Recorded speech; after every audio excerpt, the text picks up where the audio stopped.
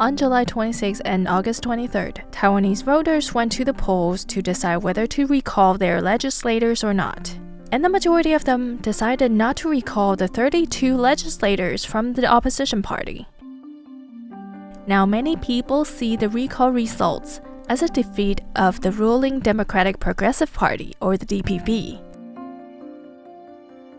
Today, I'm really excited to be speaking with someone who has covered both of the recall votes and who is able to offer an outsider perspective on the results of the recall election. You're listening to The Divide. My name is Iris Xu.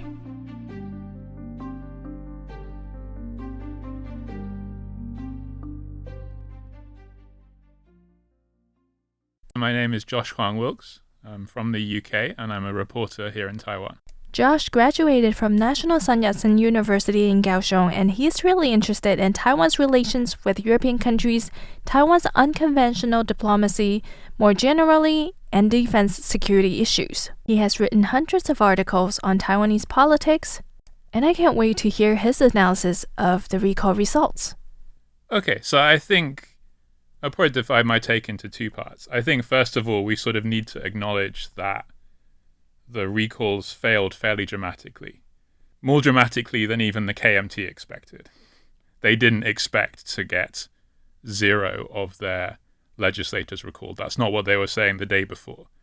So I think we first of all have to notice that the voters responded pretty strongly to the recalls. They came out in force, and it simply was not a successful effort. So I think the first thing is to sort of acknowledge that Taiwanese people spoke on these 2 days and that they spoke fairly clearly. I wrote an article the day before the first recall, where neither of the results was clear, where and this wasn't really reporting, this was an op-ed essentially, where I basically said that yes, the recalls were a democratic effort and they were constitutionally sound, but that they represented some risk to Taiwan in that they asked a question of the people that a strong answer to that question was risky. Presented risk, not was risky.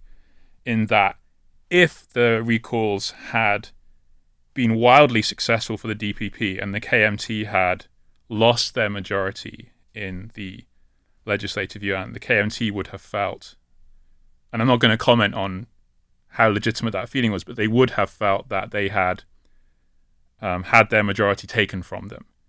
And that would have presented, I think, a pretty obvious risk in terms of how people would react to that.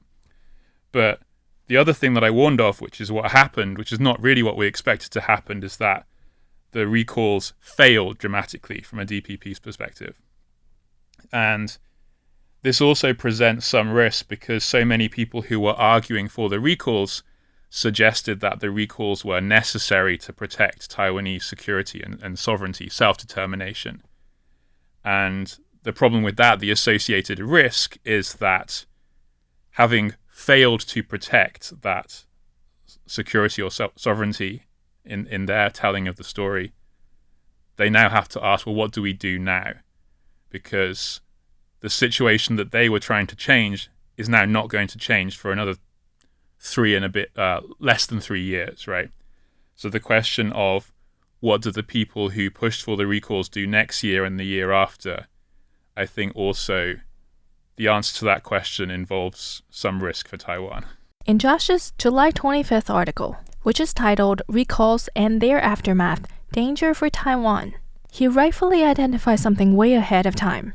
He says, quote, "It has been repeatedly emphasized by the pro-recall side that the recalls are a constitutionally valid mechanism. This is accurate, but the manner in which they are being used this year risks making a dramatic loser of either of Taiwan's main political parties." He said this could set up a dynamic next year where the losing side convinces themselves that pursuing political power through any means is justified, creating a constitutional crisis. Now, I would argue that it is not going to be the losing side, but the winning side that's gonna convince themselves that pursuing political power at all costs is justified. But that's just my worry. In the article, Josh predicted that some of the KMT or TPP legislators are going to be recalled. And I think the results came as a surprise to all of us in media as well as in Taiwan. I asked Josh whether he thinks the recall campaign was wrong to begin with. I always think when I talk about Taiwanese domestic politics that in the end, the best thing for me to say is simply Taiwanese should decide. Sometimes when it's related to Taiwan's international relations, I'm quite happy to say, I think that Taiwan should do this, or I would even say I think Taiwanese people should vote for this. Like, I think there are aspects of Taiwanese foreign relations where I'm quite happy to put my hand up and say, you know, this is what I think you should do. When it comes to domestic politics, I feel, especially as an international observer, somebody who covers Taiwan and sometimes is trying to explain what is happening in Taiwan to an international audience, it's quite hard to do that if I am partisan. So I'm very deliberately non-partisan about Taiwanese domestic politics. So, yeah, I've told a story about how these recalls kind of have generated, I think, risk for Taiwan, but ultimately it was for Taiwanese people to accept that risk or not. And clearly enough Taiwanese chose to move the recalls forward through the first stages that they wanted them. I see. What brought you here? I'm so curious. This is a story I've told many times. So I used to live in China. I lived in China for 4 years, from 2015 until 2019. I was teaching in a university there, and I simply became interested in China's international relations and China's relationships with Western democracies, including my own, including the UK. And so when I decided the time was right to leave China, which was a decision I made in 2018, I had my eye on Taiwan, a place I had never been at that point and didn't understand very well. But I wanted to study international relations. I wanted to study China's international relations, and I thought that Taiwan would be a sensible place to study that from. And it just so happened to be that when I started my master's in Kaohsiung, it was the autumn of 2020. And so that had a pretty dramatic impact on everything from getting into Taiwan to how often I left it during my studies. It simply became the case that during my studies, I became a lot more interested in Taiwan's international relations as I came to understand them. And at the same time, starting before this period but accelerated during it, it became obvious that it would be much harder and much more fraught to study China's international relations. And so I was relatively happy to put my focus on Taiwan instead. And so when I graduated 2 years ago, I simply stayed here and found a job. What's your take on the current, how do you think today's international order affects Taiwan? Or does it? It seems to me that Trump has changed two things, or that he has changed one thing in two noticeably different ways. Trump has made American foreign policy, which is the most important foreign policy in the world, at least as a Westerner, I would say that, and as a Taiwanese person, I think would find it difficult to disagree. Trump has made America's foreign policy far more transactional and far more about getting things for America, or if you were more cynical, you might say getting other world leaders to say they are giving things to America, whether they are or not. So that is a real change. But I think we might also say that to some extent, Trump has simply revealed an American preference for how it sees the world, which was always kind of there. So Trump asks other leaders to say it out loud, whereas before, American presidents would never dream of making it so clear. And I don't want to overstate that, right? It's very obvious that previous presidents, Democratic and Republican, did believe in these institutions. But they also, I think, probably believed in them in a way that still kind of preserved American exceptionalism and a generally beneficial situation for America. So, yes, what's happening now is very destabilizing, but I don't think it is always quite as different as we might say. And interestingly, yes, Taiwan looks very exposed at the moment, and with good reason. But there is this interesting effect where because Lai and Trump can't really talk to each other, or that would be the perception, right? Who knows? At any point that could be upturned by a surprise phone call. That there are some ways in which Taiwan has so far, let's not talk about the future, I think, but has so far been a bit protected from some of the mechanisms that have seemed to really hurt other countries simply because Trump doesn't talk to Lai directly, even on social media. For many people in Taiwan, we value foreign correspondents' coverage of Taiwan, whether it be domestic politics or foreign policy. Sometimes they receive praises, sometimes they receive criticisms. So what's Josh's take on foreign media operating in Taiwan?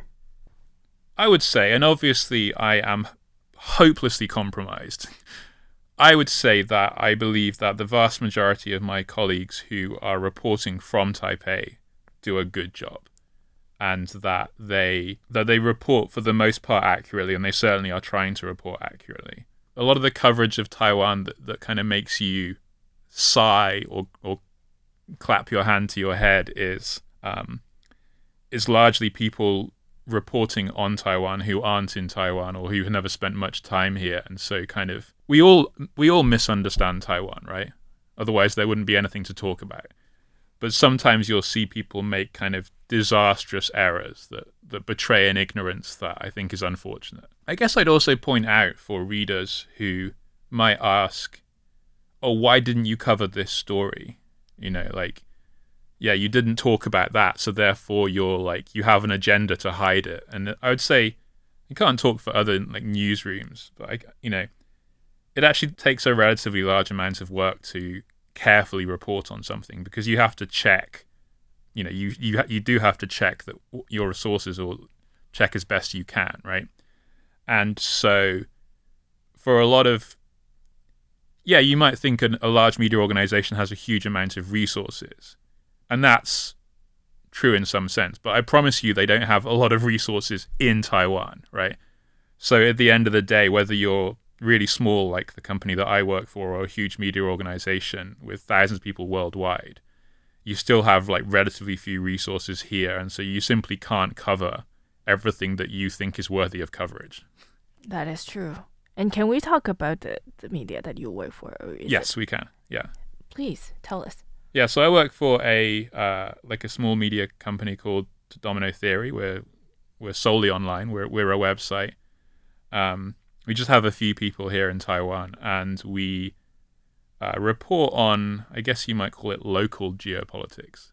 So obviously being based in Taiwan means that we cover Taiwan more than I think most other places, but we also report on China, on Hong Kong, on Japan as well. And indeed anywhere in the Indo-Pacific when we want to, and anywhere that connects to Taiwan when necessary, which means that we report on the US quite a lot when it pertains to Taiwan. I see. And what's your favorite story to write to this day? Anticipatory breath. Well, I don't know if this will make the edit, but the very first story that I really worked on was a story about how Taiwan had a cooperation, or Taipei Zoo had a cooperation with Prague Zoo, and they sent pangolins to Prague Zoo. And that is a story that, because it was my first one, I didn't really know what I was doing, and I probably did a lot more work on it than I would typically do for a story now. And it's not really clear to me that if it wasn't my first story, my editor would have approved it, but obviously he wanted to support me. So that was a story that was really cool for me to report on, and I'm really happy with it to this day. I think if we look at something more recent, then I'm really happy with the work that we've done on these landing platform units, or these barges that have started to appear in satellite photography and then in social media on China, that are said to be potentially used in an invasion of Taiwan. If you want to read these stories, I'm going to link them in my program post on the RTI website, as well as in the description on YouTube, Spotify, and Apple Podcasts. And here's my last question to Josh. How is living in Taiwan as a foreign journalist? As a foreign journalist, not as a foreigner. Or simply as a foreigner. Yeah. Here's what I would say about being a foreign journalist in Taiwan, is that this is my first job in media. And before I did this, I was writing a master's thesis. What's your master's thesis about? It was about Taiwan's relations with Europe during the pandemic. And I wrote it at the end of the pandemic. I see. And I would say that something that I realized then, that I enjoy to this day as a foreign journalist, is that it's very easy to get good access in Taiwan. So actually, when I was a student with nothing except a .ac in my email address, I was able to talk to lots of different ambassadors and representatives and government officials, which stunned me. And it's always a struggle now to get enough sources, but it's not at all a struggle to get some sources. So I think that Taipei as a political city is really accessible, and it's really easy to meet people, and you're always like one person away from the person you want to talk about. Even if they say no, it's very easy to get the question to them, which I really appreciate. As a foreigner who lives in Taiwan, I'm sure this question has been covered a lot. Taiwan is a very livable place. It's a very safe place. I think that's interesting. Sure. Yeah. Would you like my hot take about what's interesting about foreigners living in Taiwan? Yes, please. I think the most interesting thing about Taiwan, it's not unique to Taiwan, but it is not something that's true in the UK, is that property security is very good here. And what I mean by that is that if I go into Starbucks, I can leave my phone on my table and then come back sometime later and it will still be there. I see. When I was here, I accidentally left my camera on the train. Yikes. And it was very hard, like an expensive camera. Not too expensive, but Camera in general are expensive. It was very hard to communicate to the people around me why I would be worried about this situation, because they were so confident that the camera would be returned to me later when it was discovered. Interesting. They just hadn't. It was just like, and it was during a national holiday, so it couldn't be returned that day, and it wasn't even. I couldn't even contact the lost property desk at the station to confirm that it had been handed in. But everyone was just a bit nonplussed as to why I would be concerned that maybe it hadn't been handed in. And my hot take is that actually we often say that, Taiwan is a very homogenous society, and so this kind of, this behavior is chalked up with that. But the reality is that there are more than 1 million, maybe more, almost 2 million foreigners living in Taiwan. So that's close to 10% of the population, right? That's more than enough people to completely destroy this social construction if they wanted to, right? If we as foreigners simply behaved the same way that we know that people in our own countries behaved, and this kind of belief of insecurity would evaporate in Taiwan, right? And yet it doesn't. And so I find that very warming, but also very interesting. And it suggests to me that foreigners who come here, really value this security, and they are equally we also act as custodians of that. So we uphold social norms in Taiwan just as much as Taiwanese, because we come here and see the value of them.